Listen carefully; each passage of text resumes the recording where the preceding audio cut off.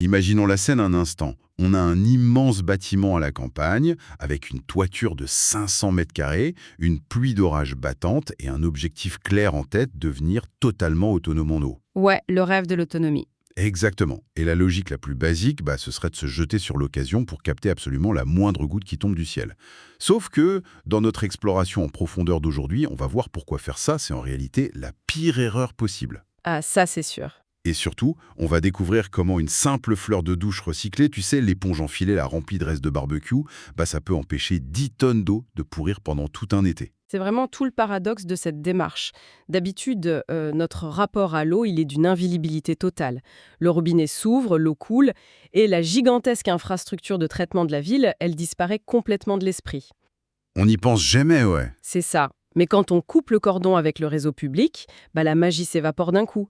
L'infrastructure, soudainement, c'est soi-même. On devient l'ingénieur, le plombier et le technicien de maintenance. C'est fascinant. Et c'est vrai que ça intimide pas mal. Et le but de cette session, c'est de démystifier tout ça, l'autonomie totale en eau. Du coup, on s'appuie sur une source vidéo remarquable de la chaîne Le Domaine d'Alvaro. Une très bonne source, au passage. Documente une installation réelle, testée et éprouvée depuis 3 ans. Bon, décortiquons un peu tout ça. Dès les premières minutes, le décor est planté. Et on n'est vraiment pas dans un laboratoire stérile. Pas du tout, non. Il y a une vraie ambiance rustique. Le vidéaste filme à l'intérieur, son chien fait une grosse sieste à l'abri des mouches, parce que dehors, on le sent bien, le soleil cogne de manière impitoyable. On est face au véritable défi climatique. Et le fait d'être confronté à ces contraintes du réel, c'est ce qui rend cette analyse capitale. On entre dans une décennie où l'eau douce devient et va devenir une ressource de plus en plus capricieuse. Ah oui, les sécheresses, tout ça. Exactement. La mécanique intime d'une installation de récupération, c'est plus un sujet réservé à 3 survivalistes isolés dans les bois. C'est une compréhension qui devient cruciale, même quand on habite en ville. Comprendre ça, c'est réaliser la valeur de chaque goutte. Alors, la toute première étape de cette aventure, avant même d'espérer boire quoi que ce soit, c'est évidemment de capter l'eau. Et là, l'auteur jette un énorme pavé dans la mare. Ouais, le fameux toit. Voilà. Sur ce domaine, il y a donc ce bâtiment énorme, 500 mètres carrés de toiture. Et le propriétaire explique qu'il a délibérément choisi de n'utiliser qu'un quart de cette surface pour brancher ses gouttières. Juste un quart. Ça surprend toujours. Bah oui, ça semble complètement absurde quand on cherche l'autonomie. Pourquoi se priver de 75% de la récolte potentielle ? Parce que, en fait, l'accumulation aveugle, c'est un piège redoutable. Ce qui est fascinant ici, c'est l'importance vitale du dimensionnement. Il faut visualiser ce que représente une vraie tempête. Si un gros orage fait tomber, disons, 50 millilitres d'eau sur 500 mètres carrés, c'est énorme. C'est massif. C'est pas une gentille petite averse. Ça représente 25 000 litres d'eau qui cherchent à s'engouffrer dans des tuyaux en l'espace d'une heure. 25 000 litres, c'est l'équivalent d'un tsunami dans la gouttière en fait. L'analogie qui me vient, c'est que c'est comme essayer de boire calmement à la sortie d'un tuyau de pompier au lieu d'ouvrir un robinet de cuisine. C'est exactement ça. Un flux maîtrisé vaudra toujours mieux qu'une inondation incontrôlable. Si on envoie ces 25 tonnes d'eau sous pression dans le système, la force physique ferait littéralement exploser les tuyaux ou déborder les cuves de stockage. Ça détruit tout. Voilà. Si la capacité d'absorption du système est inférieure au débit de la toiture, toute l'installation est morte. L'eau redevient une force destructrice. L'autonomie, c'est un équilibre super délicat. C'est une question de proportion. D'ailleurs, la source précise qu'avec ce seul quart de toiture, une simple journée de pluie moyenne suffit amplement à remplir l'intégralité de son stockage, qui fait quand même 10 000 litres, il a besoin de rien de plus. 10 000 litres, c'est déjà une très belle réserve. Bon, l'eau est canalisée à la descente du toit, mais elle est absolument pas propre. Elle charrie la poussière, des fientes d'oiseaux, de la mousse, des feuilles mortes. Et c'est là qu'on attaque la phase de préfiltration qu'on pourrait qualifier de low-tech. Très low-tech, quoi. En bas des gouttières, l'eau atterrit d'abord dans un puisard, une sorte de bac. Et la vidéo montre un système de 2 grilles en inox empilées, une avec de gros trous et l'autre plus fine, pour bloquer la matière végétale. Mais l'auteur est honnête, il insiste sur un point, ça se colmate super vite. Ah, la boue, les feuilles, ça pardonne pas. C'est ça. Il explique qu'il faut y plonger les mains régulièrement pour déboucher le tout. C'est un peu le prix de la simplicité. Une barrière purement physique empêche les gros débris d'aller pourrir plus bas dans les cuves, mais en échange, ça exige de l'huile de coude. Mais c'est là que ça devient vraiment intéressant. Au milieu de ce puisard un peu crasseux, l'auteur sort un petit sachet fabriqué maison qui a l'air de sortir de nulle part. Ah, la fameuse astuce. Oui, c'est une vieille fleur de douche. Tu sais, ces petites éponges en filet plastique de salle de bain. Il l'a découpée, il a fait un nœud pour faire une sorte de chaussette, et il l'a remplie avec des restes de charbon de bois récupérés d'un feu de camp. Du recyclage pur et dur. Il coince ça au milieu de l'eau, mais honnêtement, est-ce qu'une vieille éponge remplie de cendres de barbecue, c'est un système de purification fiable? Ça a l'air d'un bricolage désespéré. Ça en a l'air, oui, mais la science derrière est redoutable. Le problème numéro 1 de l'eau de pluie qui stagne en été, c'est la chaleur. Ça favorise la prolifération des micro-organismes, ce qui donne cette fameuse odeur de, tu sais, d'œuf pourri ou de croupi. Ouais, l'odeur de vase Burke. Voilà. Et le charbon de bois du feu de camp, c'est l'ancêtre direct du charbon actif ultra sophistiqué qu'on utilise dans l'industrie. Mais comment un simple bout de bois brûlé peut nettoyer l'eau à chaque coup? Ça marche comme une passoire? Pas exactement, non. Il faut bien différencier l'absorption et l'absorption, avec un D. Contrairement à une éponge de cuisine qui absorbe le liquide en se gorgeant, le charbon, lui, il adsorbe. D'accord. C'est-à-dire? Faut imaginer le charbon de bois comme une sorte d'aimant naturel. Sa surface microscopique est recouverte de millions de petits crochets. Quand l'eau traverse ce charbon, les molécules responsables des mauvaises odeurs, les toxines et même certaines bactéries, elles viennent s'accrocher à la surface de ces crochets et y restent définitivement piégées. C'est d'un pragmatisme impressionnant. C'est l'essence même de l'ingéniosité. Comprendre le pourquoi du comment, la mécanique de la molécule, ça permet de s'affranchir du produit commercial pour bricoler une solution terriblement efficace. Bon, l'eau est dégrossie, purifiée des odeurs. Mais on n'est pas encore tiré d'affaire, parce que garder 10 000 litres d'eau intacte, sans fuite pendant des mois, c'est là que les vrais ennuis peuvent commencer. L'architecture de son stockage s'est pensée comme une forteresse. Il y a 10 cuves en plastique carré de 1000 litres chacune. Les cuves IBC, très classiques. Exactement, celles qu'on voit dans les fermes. Mais la source met en lumière un piège super classique du marché de l'occasion là-dessus. C'est vital de ne sélectionner que des cuves qui ont la certification qualité alimentaire. Ouais, il le précise bien. Parce que ces cuves de seconde main, elles ont parfois servi à transporter des produits chimiques ignobles, des résidus de colle, des solvants ou même du gasoil. Et le plastique, c'est poreux. Bah oui, si on utilise une cuve polluée, même en la frottant à la javel pendant des heures, le plastique va relarguer des toxines dans l'eau de pluie. Et là, le projet est ruiné. Donc, 10 cuves alimentaires. Mais elles n'ont pas toutes la même fonction. La première cuve, elle sert uniquement à la décantation. L'eau tombe par le haut, mais le tuyau qui repart vers la suite de l'installation, il est fixé en plein milieu, à mi-hauteur. Pourquoi faire ça? Ça, c'est l'utilisation de l'immobilité comme outil de filtration. Même avec les grilles et le charbon, l'eau charrie toujours de très fines particules, de l'argile ou de la poussière. Qui passe au travers. C'est ça. Donc dans cette première cuve, on laisse le temps au temps. Les sédiments lourds, obéissant à la gravité, vont tapisser le fond de la cuve. Et à l'inverse, les particules ultra légères, comme certains pollens ou des micro-résidus de feuilles, elles vont flotter tout en haut. Ah, je vois.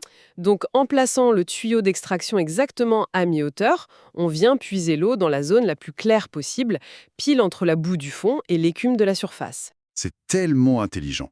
Ensuite, cette eau claire, elle part dans les autres cuves, qui sont connectées par le bas avec de gros tuyaux en plastique rigide. C'est le principe des vases communicants, hein. Quand une cuve se remplit, les autres se remplissent au même niveau. Mais il y a un détail fascinant dans son réseau. L'isolation des réserves. Voilà. Sur les 10 cuves, il y en a toujours 2 ou 3 qui sont volontairement déconnectées du circuit. Elles sont pleines, on ferme les vannes, et elles attendent dans leur coin. Pourquoi isoler une partie de son eau? L'analogie la plus parlante, c'est celle du fonds d'urgence financier. C'est une très bonne image. Si le compte courant principal subit un piratage, les économies placées sur un compte bloqué restent intactes. Là, c'est pareil. Si un tuyau casse en pleine nuit au bas d'une cuve, le réseau de cette cuve va se vider intégralement sur le sol. Sans ces cuves isolées, c'est la faillite hydrique totale. Si on relie ça à la vue d'ensemble, c'est la définition même de la résilience. Un système autonome, c'est pas prier pour qu'aucune panne n'arrive. L'usure des plastiques, le gel de l'hiver, un joint qui lâche, ça se produira inévitablement. C'est une certitude. L'objectif, c'est d'encaisser cette panne sans menacer la survie du foyer. Ne pas mettre tous ses œufs ou toute son eau dans le même panier, c'est la règle d'or. Alors, on a de l'eau stockée, décantée, sécurisée. Super. Mais l'objectif, c'est quand même de prendre une douche dans la maison avec une vraie pression d'eau. C'est pas d'aller se jeter des seaux d'eau froide sur la tête dans le jardin. C'est sûr que niveau confort, c'est mieux. Il faut donc une pompe et de la microfiltration. L'auteur utilise un vieux surpresseur de marque Gardena, prévu à la base pour arroser le potager. Il tourne depuis 3 ans. Mais il mentionne un truc technique. La vessie de cette pompe est petite, donc le moteur se déclenche très souvent. C'est quoi exactement une vessie dans un surpresseur? En fait, c'est un concept mécanique assez astucieux. Faut imaginer un ballon baudruche en caoutchouc très épais qui est enfermé à l'intérieur d'un réservoir en métal. D'accord. La pompe envoie l'eau dans le réservoir métallique, ce qui vient écraser ce ballon rempli d'air. Et comme l'air se comprime, contrairement à l'eau, ça crée une très forte pression. Ah, logique. Quand tu ouvres un robinet dans la maison, c'est cette pression d'air accumulée qui pousse violemment l'eau dans les tuyaux. Donc une petite vessie, ça signifie qu'il y a peu d'air compressé en réserve. La pompe électrique doit donc s'allumer presque à chaque fois qu'on ouvre l'eau pour recréer cette pression. Je comprends mieux. Et juste avant cette pompe, la vidéo s'attarde sur un détail qui pourrait sembler anecdotique, mais qui relève du génie. Il a installé une grosse vanne quart de tour sur le tuyau d'arrivée.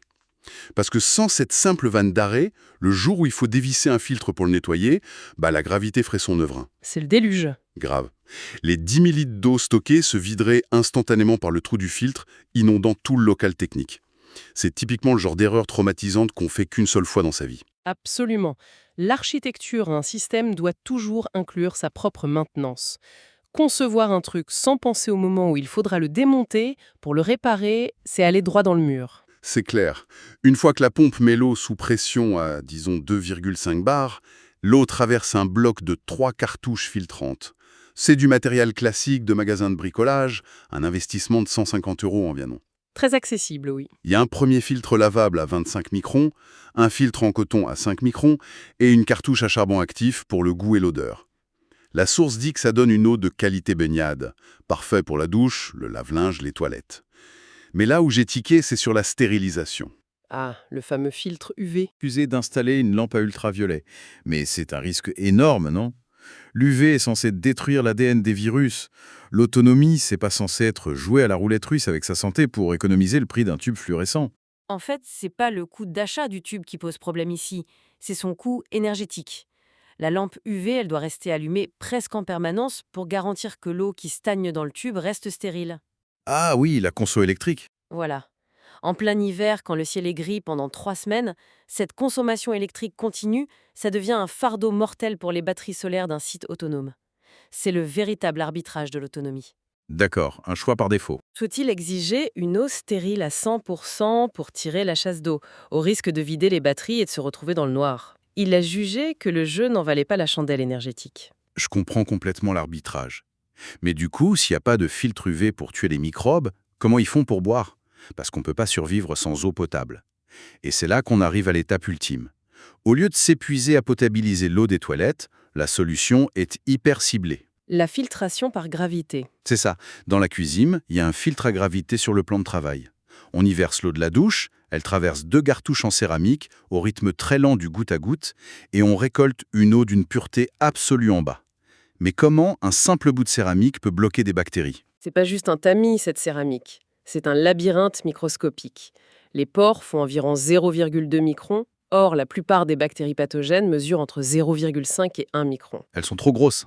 Exactement. L'eau s'infiltre, mais les bactéries physiquement trop volumineuses restent coincées dans les méandres ou à la surface. Sans aucune électricité, juste par la gravité, la physique élimine le danger. C'est génial. Et petite anecdote au passage, l'auteur balance un secret de polichinelle sur ses filtres. Il utilise un modèle de la marque British Berkefeld.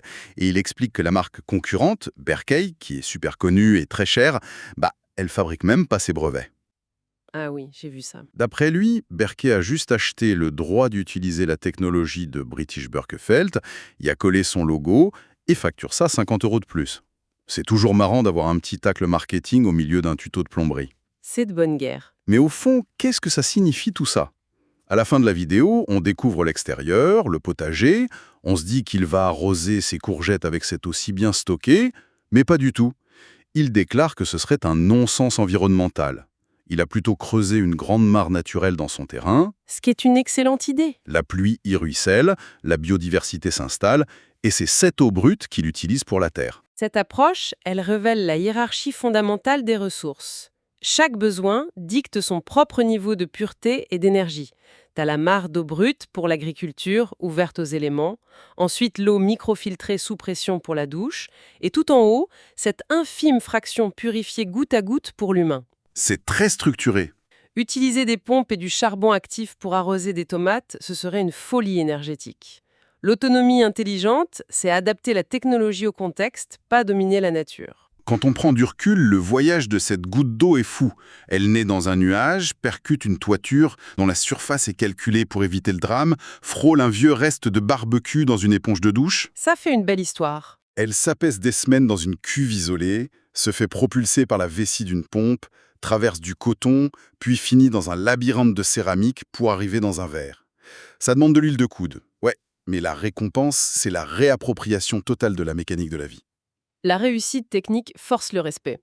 Par contre, ça soulève une question importante pour l'avenir, une réflexion beaucoup plus macro. Ah bon? Laquelle?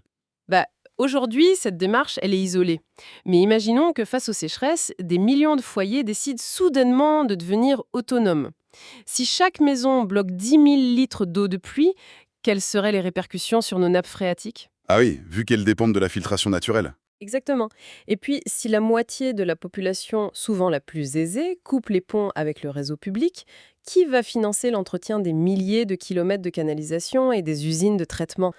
Ces réseaux, ils restent indispensables pour les gens en appartement ou les plus vulnérables. C'est le paradoxe ultime. Chercher l'indépendance totale pourrait à grande échelle menacer l'équilibre collectif. L'eau, c'est pas juste des calculs de filtres, c'est le reflet de notre interdépendance. Une réflexion vertigineuse qui donne vraiment une autre saveur au prochain verre d'eau. Gardons ça en tête la prochaine fois que le ciel grondera.